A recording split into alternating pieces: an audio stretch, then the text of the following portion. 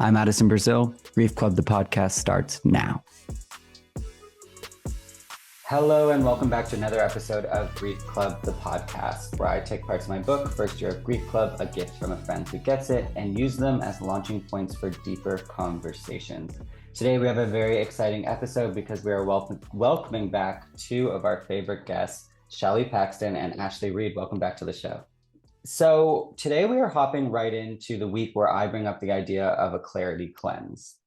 This is something that came up for me out of my grief processes. Those who are closest to me know I talk about this openly, that I kind of became a master of vices in my grief processes, where I was balancing a myriad of things to stay distracted and to not feel and to numb at points because of just the intensity of my grief.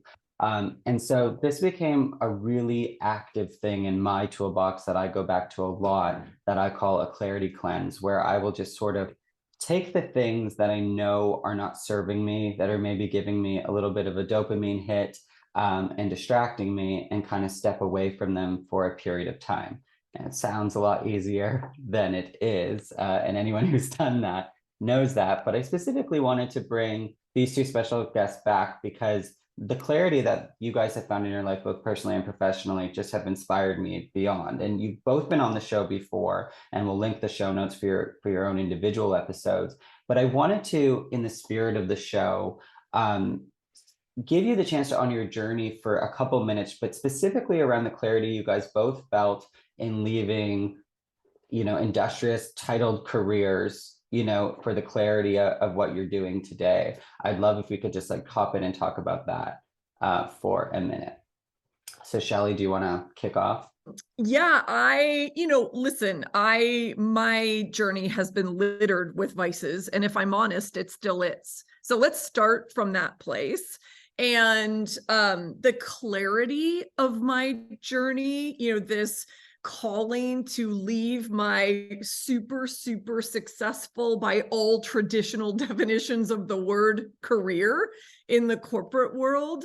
That was something I felt deeply, but I didn't have real clarity around what it is I'm meant to do or where I'm going. It was truly stepping into the unknown. I did have clarity that if I was going to stay in the corporate world under those circumstances and not reconnect with my soul and not care for myself in the broadest sense of the word, mental, physical, emotional, spiritual, that bad shit was probably going to happen. That's the clarity I had. And I would say now that I truly understand clarity and I have a deeper connection with self, it was really fuzzy, but it was enough to get me to take a step in the right direction. And so honestly, that's so much of how I think about clarity these days. Is like, I have enough clarity to want to take that step forward, which I know will lead to another step, and things start to come into focus. And I love that we're having this conversation now, because I'm back in that magical place where I really am stepping into a clarity cleanse based on a recent shared experience we all had. So we can get to that later. Ashley? Yeah, I love that, Shelley. I mean, I love how you opened it, because it's so important to remember, we're humans, whether we work in this space, whether we've done a lot of work or not, we're always going to be experiencing things that involve our ego, like vices. So I love that kind of setting the stage. And then I agree with you completely. Mine had a similar tone to it. I call it awareness stepping stones, right? We can't jump from 1 to 7. We need those little stepping stones of awareness, of a 2 that allows us to see the 3, that allows us to see the 4. So I think it's so important to remember that, because a lot of times, especially I know you work with a lot of high performers as well. We both are ones. And so switching gears to doing this type of work, slowing down and creating that pace to allow things to happen in the right process. And as those stepping stones becomes extremely important. And I think for me, the initial part of clarity that I was kind of searching for, or felt that I was being drawn to, was around, when I look back from my last days, are the decisions I'm making now going to make me smile? It was this message that just kept coming up for me. And 9 times out of 10, the answer was no. And so I kept digging deeper into, well, then what changes do I need to make? So I think that was my initial kind of version of clarity, of this deeper voice, this connection to source of what was really important to me. Mm-hmm. I love that. So usually on this on the podcast, as you both know, I will ask, what does grief mean to you? If a child walked up to you, you know, that's like one of my questions that I always ask. So today I'm going to flip it, and I'm going to start with you, Ashley. If a child or someone who didn't know what the word clarity meant asked you in a very human way, what would you respond back with? Like, what's clarity? I love that, because this word gets thrown around a lot. And I think it's one of those words that gets thrown around a lot, excuse me, and the definitions that people are attaching to it are different. So it can be a little bit confusing. For me, clarity has become connection to source, right? Our source, that internal knowledge, that internal awareness and understanding that we have, that we might not fully know how we have it. A lot of it is attached to consciousness, but that connection to source creates the clarity. And I think what happens is there's this muddiness that starts to come when we look to too many external sources for that information, right? So if I was talking to a child, I'd say clarity is trusting your inner voice and hearing it loudly. You know, that still might be a little complicated for a child, but I think it's that version of it comes from internal, and trust, you know, trust that source. How old is the There's child? a pattern on this show. That's why I asked that question that way, because it seems that all my friends who get it have never spoken to a 4-year-old. We recently had Drew Newkirk, our mutual friend, on, and what he said he would tell a 4-year-old was grief. I was like, okay, you would say that to a 4-year-old?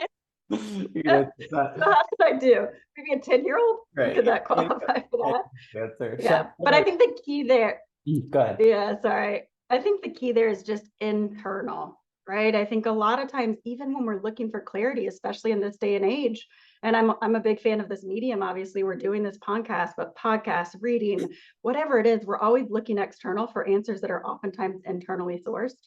And so clarity is just trusting and creating that relationship with that internal source. I love that. Shelley, thoughts on that? Yes. And I wrote down deep inner knowing, those 3 words. And I think Ashley said it far more elegantly, eloquently, but I agree. It is entirely this, listen, does a 4-year-old understand deep inner knowing? That's probably still a very conceptual idea. What I would have loved to have been taught from a very young age is this idea of really, really listening and getting to know yourself, and then beginning to develop that trust with self and that trust with source, versus we're so often taught to look externally for all the answers and all the validation and all the knowing and all the scripts and all the things. So that to me is the contrast of clarity doesn't come from out there. It comes from in here. And that would be a beautiful concept to learn earlier on in life.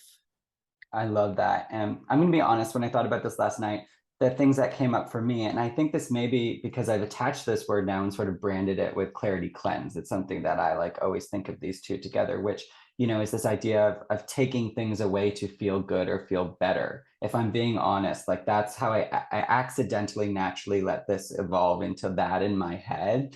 And so I did what all of us writers do when we don't know when to start something. We look up the Webster's Dictionary definition of something so we can riff off that, you know.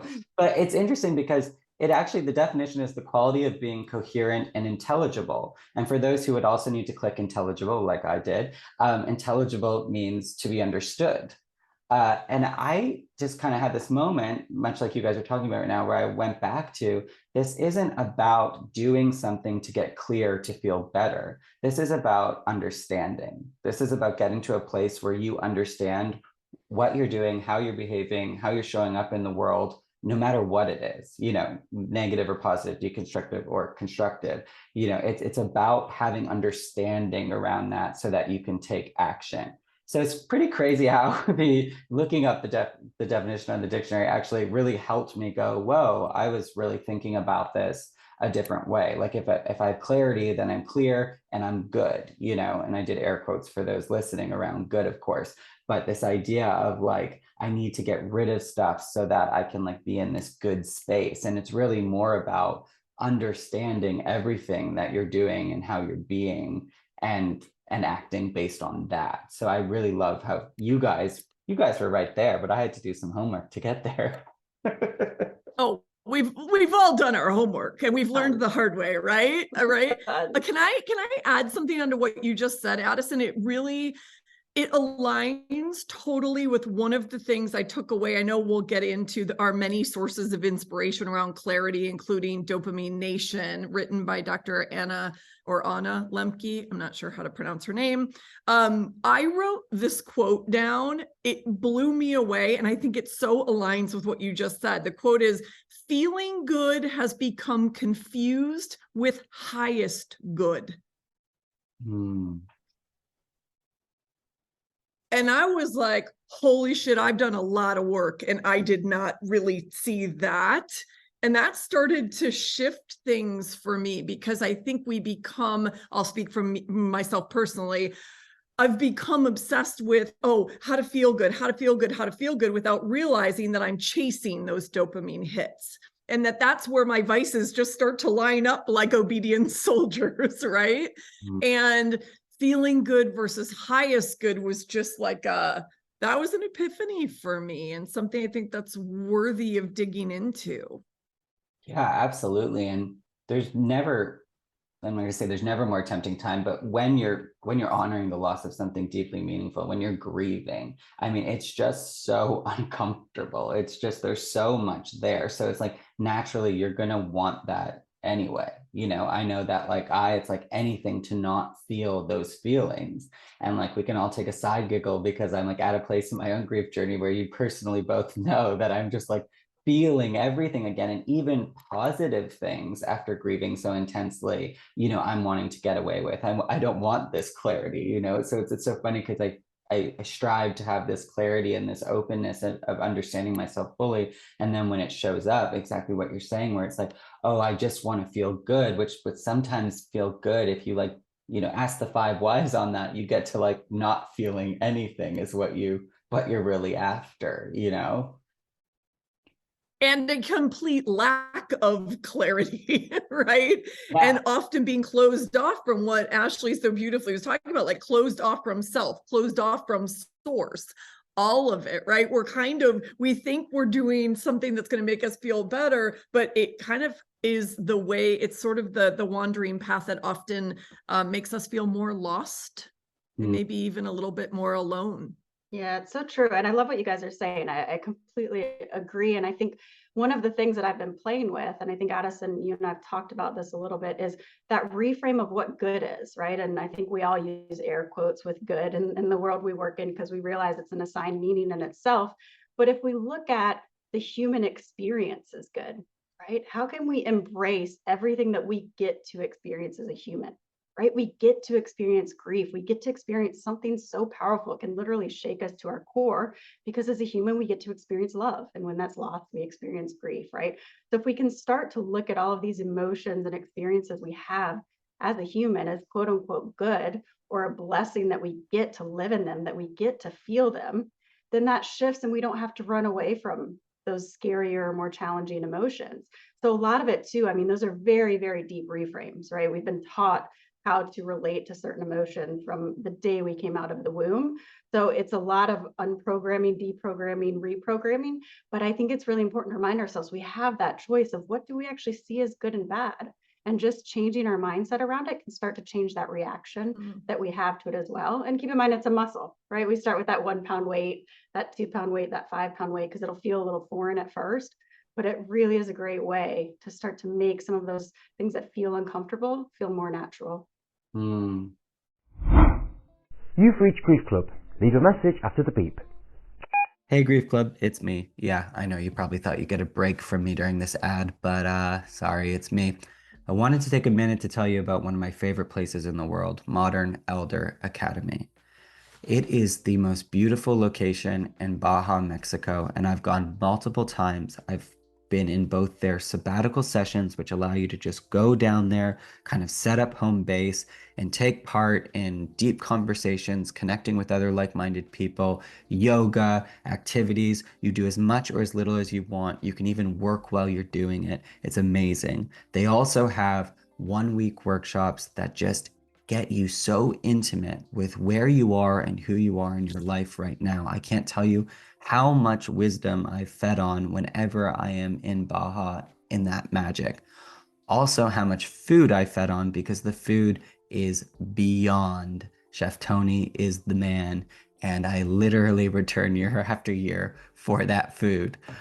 Anyway, please check it out. It is my home away from home, and they are always so good to me. The staff, the founders, absolutely everybody. Modern Elder Academy, or as we lovingly called it, MEA.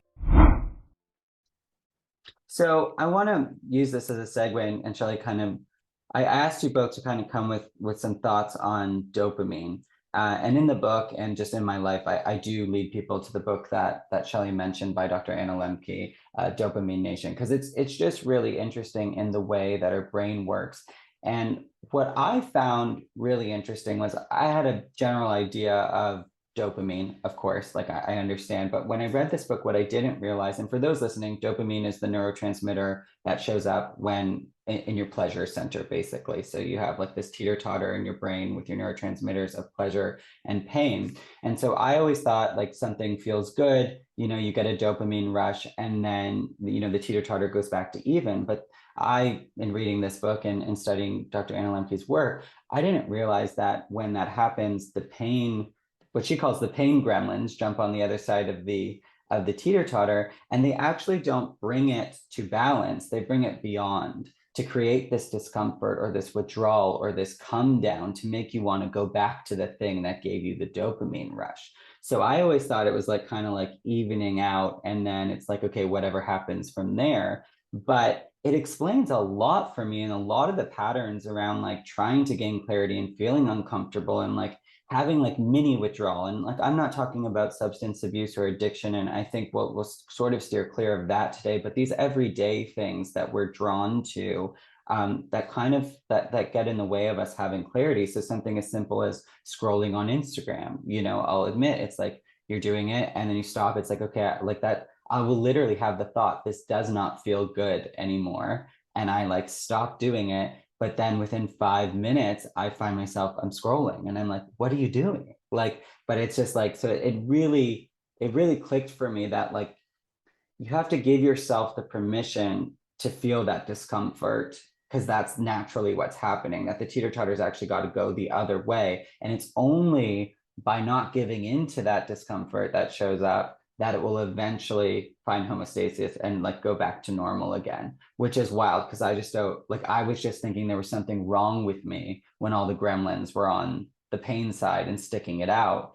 And then eventually, subconsciously, obviously going back to some behavior that would give me the dopamine rush again, because it would, and especially in my grief, filter into all these extra thoughts about how I'm like depressed or anxious, or, like there's so much going on with me right now. And so it was like, okay, go, find the dopamine, let those gremlins jump on the other side. So that was kind of the one big sort of thing that I wanted to bring today, because I think it gives you a lot of permission, to use a Shelley permission slip from that episode, but like have the permission to understand that you've done something that's brought this rush in, and not all dopamine's great for a lot of great reasons, but then there is going to be that discomfort. And we'll get into it when we talk about the cleanse too.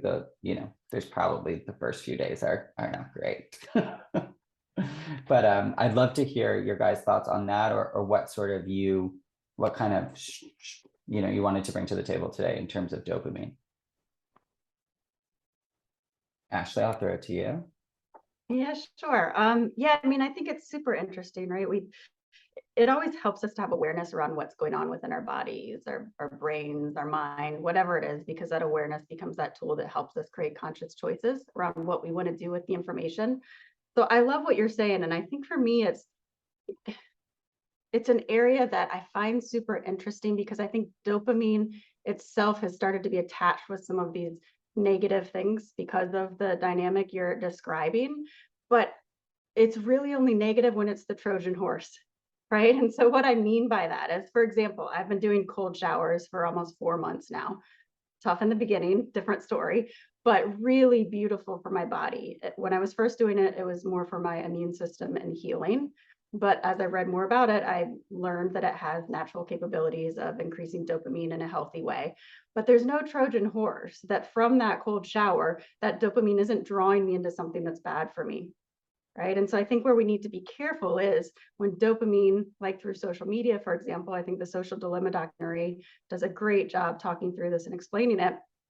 It's a Trojan horse to pull you in, but then all of the side statistics underneath the impact of social media on people deal with depression, anxiety, right? So it becomes this Trojan horse for an entry point, but what we're actually getting from that medium is very bad for us.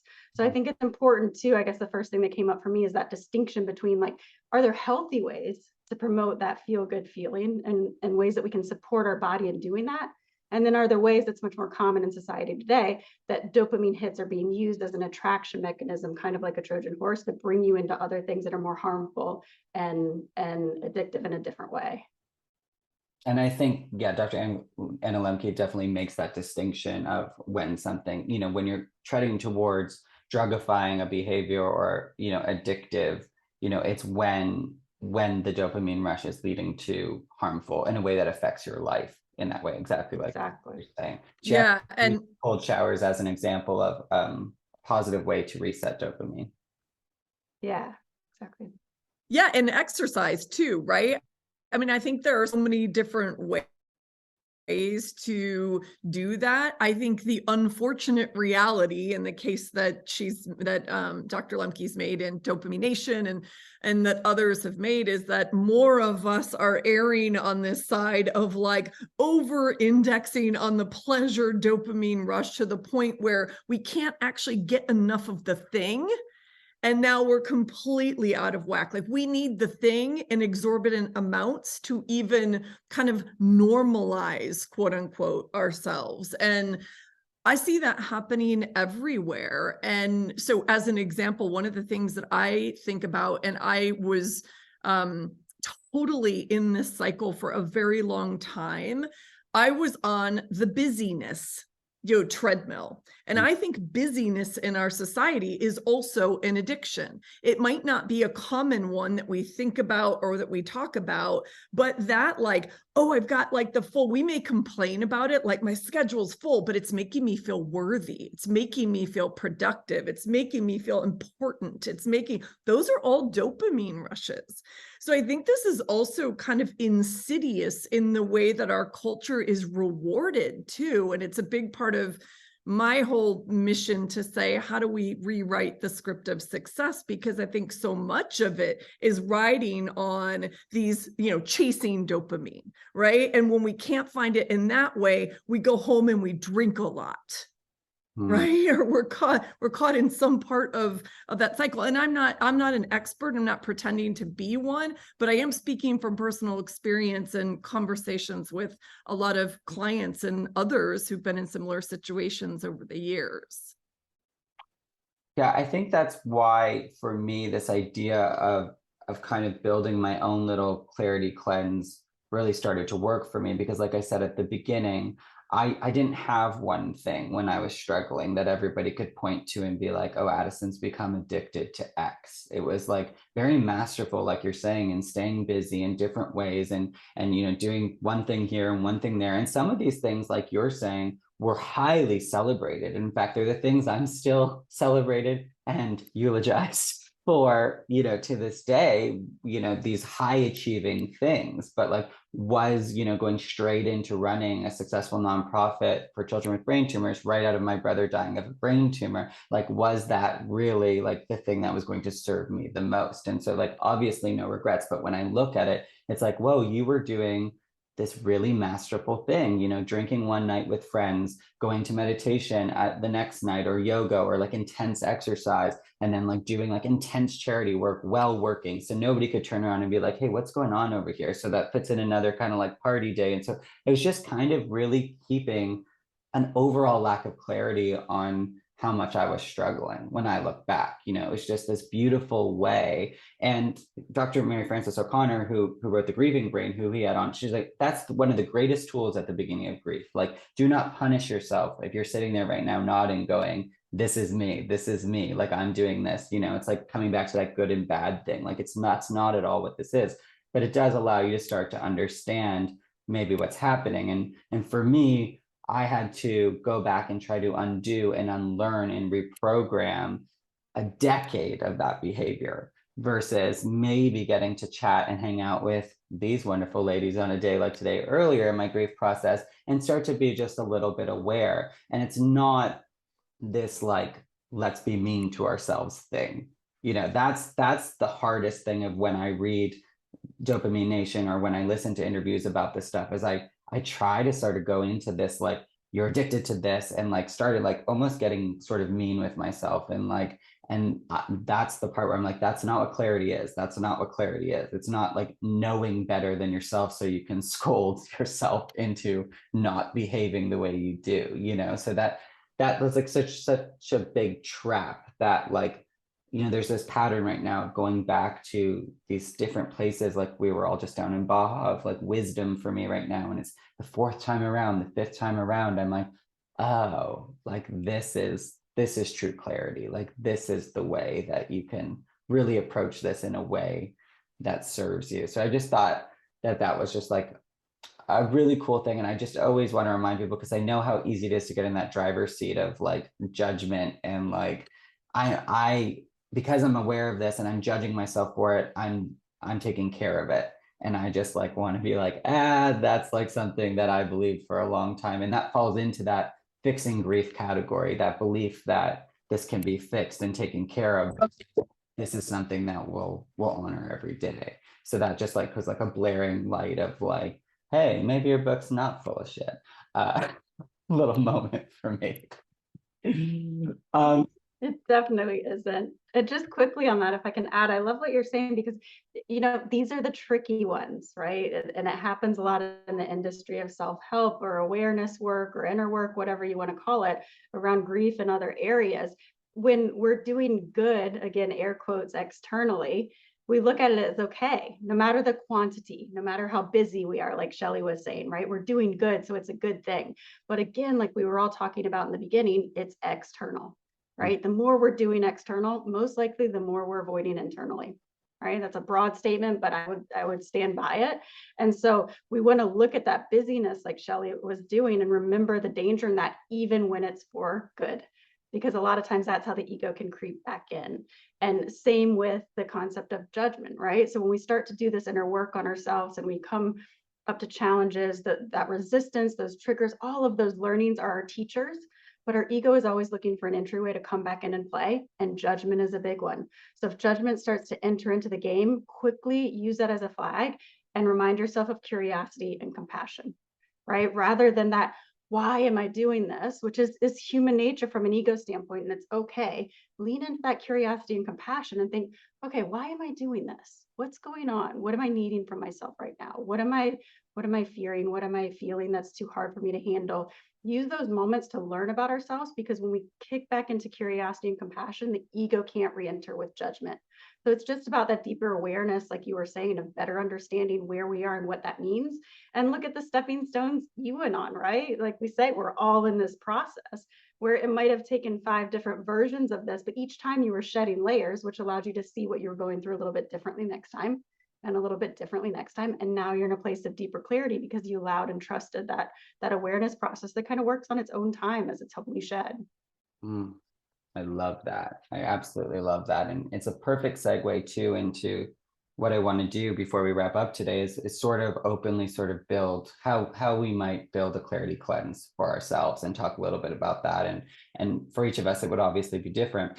One big thing that came from my learning that I mentioned earlier in the episode when I went back to this, and this is probably my 10th or 11th time over years, like looking at this concept, and it's really evolved, like we were just talking about, from me taking things away from myself to prove that I can be good without them, versus now trying to understand myself with and without certain things.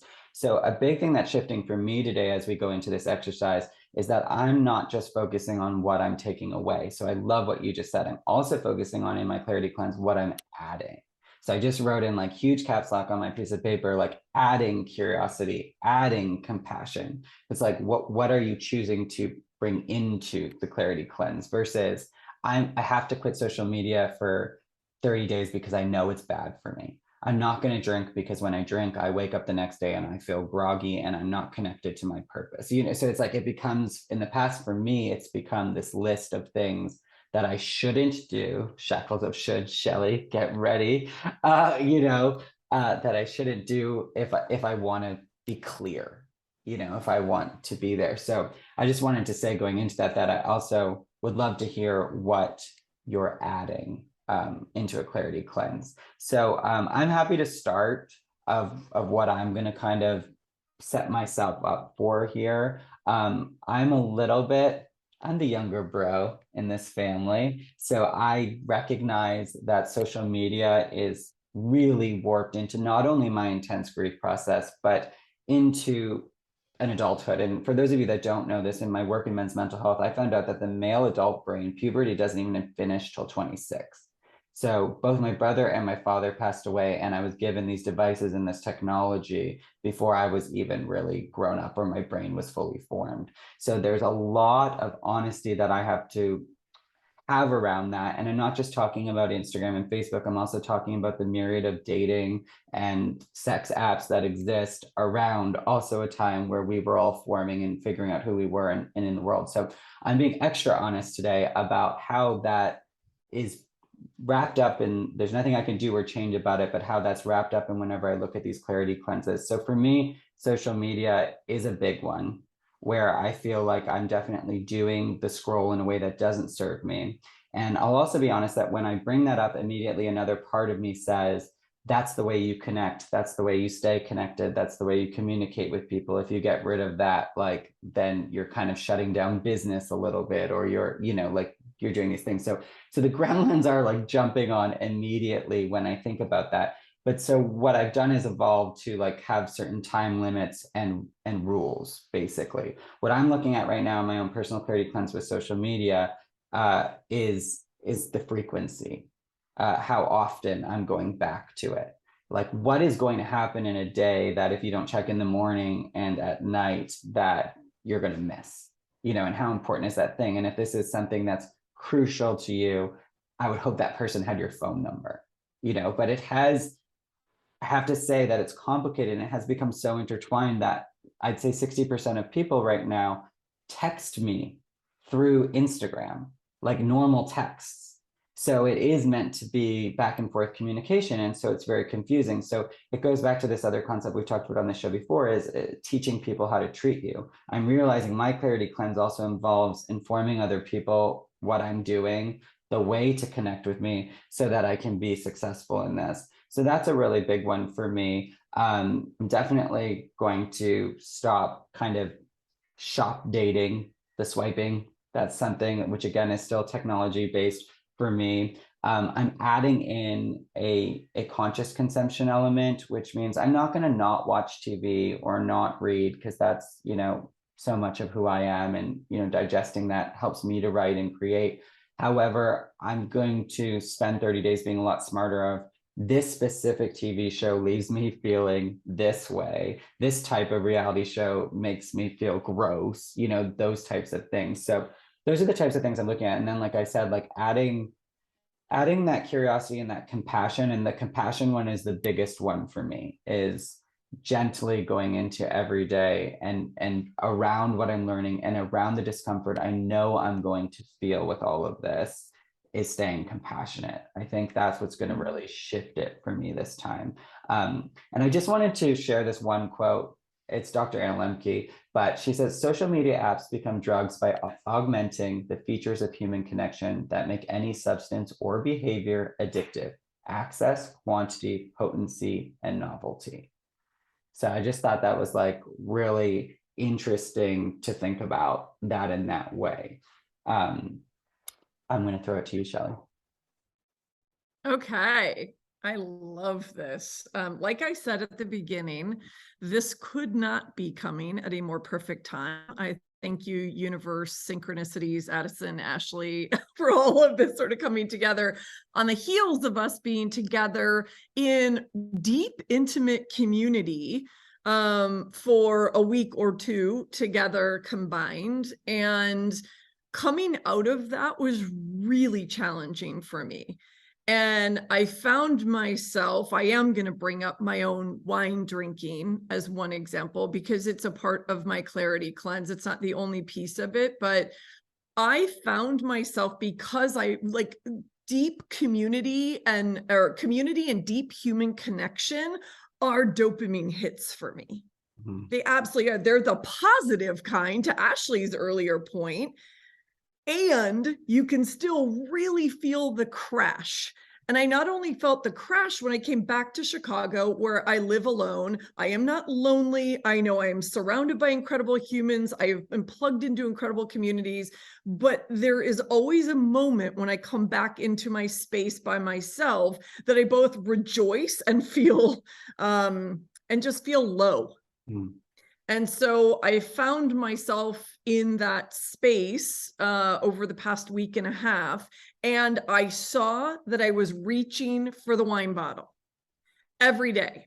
And I was like, well, that's interesting. So now I'm coupling this idea of, because we were enjoying ourselves in Baja, I'm now coupling the idea of community and connection equals wine. And I found myself I was telling myself that story. And I'm sure I'm not the only one, right? Especially having read all of this, that I am now going, oh, okay, this is a proxy for this, which of course we know it's not. And I know it's not. And so one of the things that really struck me in Dr. Anna Lembke's work is this concept of radical honesty.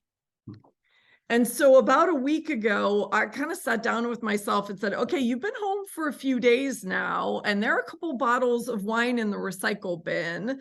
Like, let's just sit down, slow down, listen deeply, like what's going on? And like Ashley said, like with curiosity and with compassion, like what's really happening here? Why am I doing this? And then I understood so clearly, and not for the first time, let's be honest, the connection between community and connection and my wine drinking at home when I'm alone. And so one of my big things has been radical honesty with myself and why I'm drinking. And so a big part of my cleanse is one, sort of a radical honesty check-in in the morning, right? Like, where am I? What support do I need, right? Getting curious about what I need in this moment or in this day, or, where I can serve. So that's one piece of it. And to be honest, the other piece of it, there are two elements to kind of a detox that I'm doing as part of my clarity cleanse. One is I am taking a break from wine, and I'm adding an accountability component. So there's this app called Sunnyside. It's not a sobriety tool. It is a way to be more accountable for your drinking, and also set targets for yourself and be in community, should you choose, around that. And so I thought, you know what? I've never done anything like this before. I like this idea of being accountable to myself and others. And I want to take a break from wine. And I want to start to celebrate the number of dry days, and that I have found my connection, and I have found my community, and I have found my dopamine in other ways. And so I'm about 5 days into that journey and exploring it. It feels good. And I'm really being more honest with myself than ever. I'm literally doing everything they say, which is rare for me as a rebel. I don't usually follow the rules. So that's a piece of it. And then on the other side, Ashley, you talked about like the wisdom of our bodies early on. And when we say like internal, I am also realizing that another thing I do is sort of like, I just try to like push through or move past some of the stuff that I'm feeling. And so I am also going back to Dr. Mark Hyman's 10-day detox program or detox diet. I don't like the word diet, but it's a way to strip out the stuff that is either jacking up our nervous system or maybe giving us dopamine hits. It's really going back to nourishing our bodies. And so I view that as additive. So to the point about like, how can dopamine be additive? When I eat something or drink something that is so nourishing, and I know that I'm like clearing the cobwebs in my body, mind, and soul, that's part of my clarity cleanse, because I feel like it's making the wisdom of my body, like I'm being radically honest about listening to my body, about nourishing my body, and I guess deepening that connection with my soul. And I'm coming up with new evening rituals. Maybe I'll leave it at this.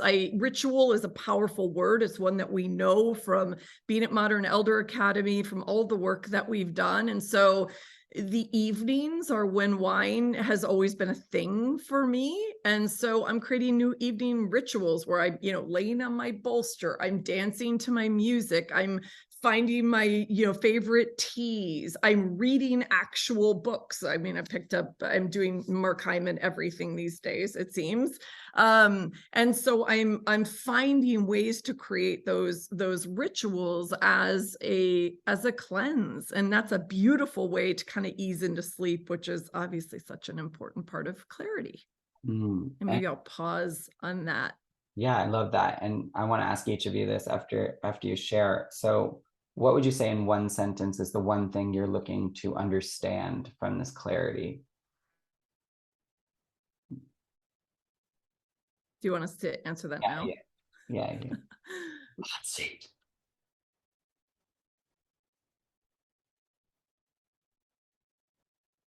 Give me the third vault. So I feel like that's, honestly, this radical honesty one is a biggie for me, because you've heard me say this question before. I often ask groups, individuals, and myself, what are you pretending not to know? And to be honest, I still feel like there are some things in my life I'm pretending not to know. And my relationship to alcohol might be one of them. So I'm looking for clarity, not on an addiction level, but on how I use it and maybe sometimes abuse it as a proxy for other things. And so I really want to get clear on that. And I want to get clear on what the truth that my body has likely been trying to share with me for a while now. I love that. All right, Ashley, throw the ball to you. Yeah, that was really beautiful. I actually got goosebumps when you said that, Shelley, because I think that internal honesty with ourselves becomes so important. And our egos are clever, right? We've touched on that some already. It's not always easy to realize that that's missing. So huge kudos. And I definitely resonate with that process. And I think for me, I love this topic. And I think the first thing I always go to, as you guys probably know, is what's driving our need for the thing first. So I think it's important to create that cleanse and understand what does that look like on both sides of the coin. But simultaneously with that, as people are looking to do a cleanse, why do I need a cleanse? What is it that is deeper within me that's driving me to needing these behaviors in the first time and it being challenging to move away from them? And I think we've all touched on a version of that, but I just want to start with that because I think it becomes so important, because as humans, we tend to focus on actions, but the partnership of the deeper understanding and awareness in the action, like we're talking about here, is so important, because if we just keep trying to change an action, but the source that's driving that action still exists, the action will show up in a different form. So I just wanted to add that, because that's a big part of anything I do around clarity or whatever deeper meaning source, something that I'm looking for. And then I think for me, in terms of, what I would add or what I would remove, the way I first looked at this when we talked about the concept of a clarity cleanse, Addison, was it wasn't as much removing, but what is getting in the way of me having clarity? And that's a nuance that actually means something big to me, because what I mean by that, like we all kind of spoke to this and Shelley said it beautifully in the beginning, this clarity is really connected to that inner voice, that inner trust. right? And so what is getting in the way? What's prohibiting me from reaching that, from hearing that, from having the deeper connection with that? And so when we look at it that way, it becomes less about like, what do I need to remove from my life? And it's more a clearing exercise, which in itself, mindset wise, feels a little better to me. And so for me, any of those things that are getting in the way are things that create noise, things that create overstimulation, things that distract me from looking internally, things that prevent me from feeling what I'm feeling, from allowing me, or things that do allow me to escape versus having me sit with what I'm feeling. So social media is definitely big on the list. And I think, like you said, Addison, I love it, right? Let's set some boundaries for ourselves, because as we all know, again, from Social Dilemma, it's smarter than us, no matter how smart we are. I was a marketer for 18 years. Shelley, I know you were a marketer also. We're also like, there's no form of intelligence that's smarter than AI, that works at that speed. So if we give kids limits around something like social media, because we understand the power and importance of that relationship, as adults, don't we deserve that same kind of dynamic and safe space with a medium like that? It can have the impact that we know it has. So I think it's about, Addison used the word conscious. I think it's just about being conscious about how much we're consuming in general, how many things we're using externally that are interrupting that internal voice or connection. And so social media, for me, honestly, human connection to a certain extent. And that's going to sound funny probably to a lot of people. I know not to you guys because you know me, but for me, a lot of times being social with authentic connection, like you said, Shelley, can be such a positive, a benefit to us. But then there's the side of being social and being around a lot of people that I find disruptive to my connection with myself. So for me, it's that balance of being around people, but making sure I have that cathartic and supportive alone time. Because if you don't want to hang out with yourself, who else is going to want to hang out with you, right? So really being comfortable with that space and alone time.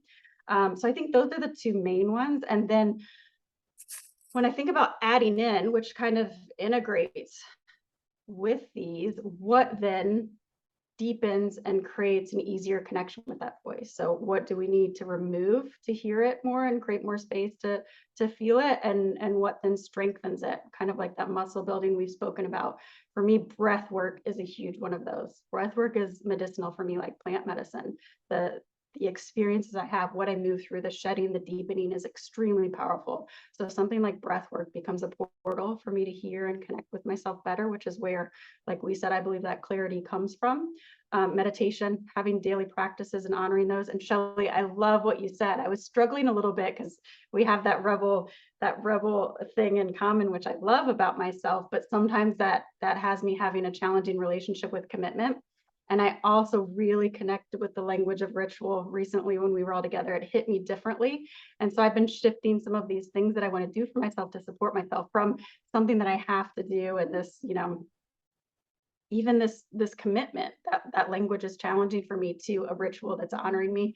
So I love that you noted that. So meditation, breath work, creating space, like I said, balancing that alone time, anything that just supports the internal connection is a beautiful part of the cleanse for me. I love that. Wow, I'm learning so much, as I knew that I would, and I selfishly produced this episode just for me. I'm going to ask you the same question in one sentence. What are you seeking to understand from this clarity cleanse right now? So this is why it's so important to have friends in this world that also do the deep, sometimes unfun stuff. Apparently, the way my body lit up, I'm hoping to find the same thing Shelley is, and I didn't have awareness around that until she said it. So that's what's beautiful around this work too, because she said it, my whole body lit up. And it makes sense. What I was originally kind of thinking was, what am I still hanging on to? What's still getting in my way? But I love the language she used that goes back to being honest with ourselves, and so I think I'm looking for that same thing. Where am I still being a little sneaky? Where do I need to be more honest with myself? So yeah, I thought that was beautiful and really connected to them. I love this. And same thing, the constellation is coming together for me right now, where I'm going, okay, this is turning into a fun hypothesis and experiment, which is like the whole point of Grief Club, to be experimenting and figure things out. But for me, it's going, Shelley saying, what are you pretending not to know? And I think I've been pretending not to know for a long time that if I actually sat through the discomfort that will come when the gremlins hop on, they're going to hop on. We know from science, thanks to today and all of our reading and our research, but if I know that I'm pretending not to know, deep down that if I actually sat through that discomfort and allowed the homeostasis and balance to return, that's where I have access to my purpose. And I've been using it for a long time to never really get to that place again. And so, and lovingly, that's what I'm looking to understand. And I know that, you know, I always try to like give real examples. So when I say adding curiosity and adding compassion, what I learned from you guys today, um, in doing that, and this is in the book, but going back to the reminder of myself when I'm feeling that discomfort, instead of saying, how can I feel good again? How can I feel good? You know, when will I feel good? Saying, how can I be in this moment? How can I be with this discomfort is something that I'm really going to go back to and say to myself. And then also, whatever the answers to those questions are, come at it with a, that's interesting, and then give it that space. So that I definitely want to add those two things. And for anyone listening today, obviously, Dr. Anna Lemke does not pay me. I am not an affiliate, but this book really did shift my life. It shifted how I built and ran the peer support system for the mental health app that I built. And one of those things was this idea that she talks about, I think in chapter 9, which is one of my favorite chapters of any book ever written, about pro-social shame, which is what we've been doing today, which is this idea of acknowledging things in community like this, much like AA works or any sort of peer community mental health programming works, but it just allows so much. So if you're thinking about doing this and it's all in your head, like we did today, you know, I would just encourage anyone listening to gather one or two people and say, hey, I'm just like thinking about making a game out of this and having fun with this. I like how I'm turning it into a game so it can be about dopamine.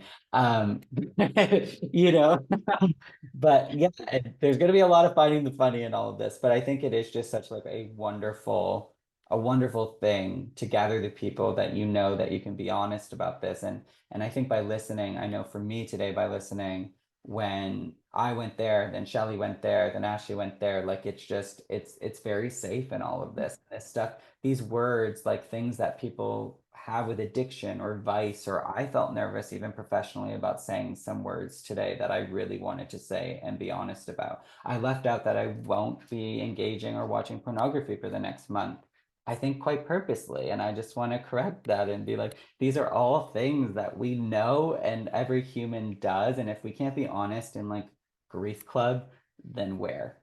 You know, so I just thank you guys so much for showing up today and for teaching me so much. I'm weirdly getting emotional. I'm getting that good dopamine of come from community like this and just, hey, we're really not alone. Like it's there.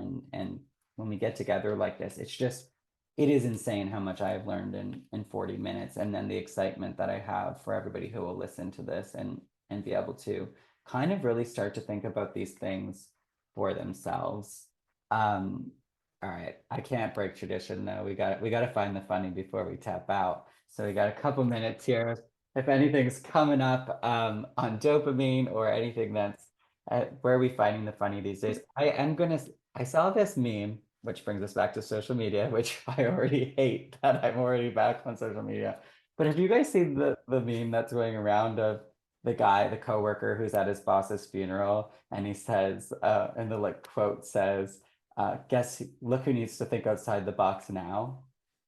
Because he's like, No, No. no, I'm not seeing that that. type of dopamine keeps me coming back, kids. Okay. But I just Oh my like, God. so rarely is there like a good grief joke or like a good thing, but I saw it recently and I'm like, okay, that's sort of like Addison 101, like just like, getting up close. Everybody thinks you're crying, and then it's sort of the look who needs to think outside the box now. I'm pretty sure the name's like Bill or something, as it would be. But yeah, there's so many times in this episode today that I just reminded how important humor is going to be in all of this, in this clarity cleanse, Yes. and being gentle. And we've been finding the funny, the three of us actually, individually and together since we left Baja. You guys have been a part of my recent clarity journey of me just laughing hysterically through moments that seem way too normal and human for everybody listening, I had a moment this week where I tried a sandwich for what seemed like the first time in 10 years. And I was laughing hysterically at myself because I just kept talking about, have you ever, like, the sandwich is so good. Like, did you know sandwiches can be this good? And I voice memoed Shelley, and I'm just like, what is happening to me? Too much clarity, too much. Like, I'm just like talking about a sandwich for like 10 minutes, you know? So it can be fun. And I think a big part of that is by connecting with the people who get that it can be fun. We are running out of time. So I want to check out with one word. We didn't check in because I think we just went into a group hug. But if we can check out with one word as the music plays us off, my word is connected. I'll pass it to you, Shelley, and then to Ashley. Seen. Balanced. Thank you guys for being here today. Well, Grief Club, that's the show. If you enjoyed it, please let us know by liking and leaving a review. This will help as many people who may need what we're talking about find it the fastest. Remember to honor the journey, and when that gets tough, find the funny.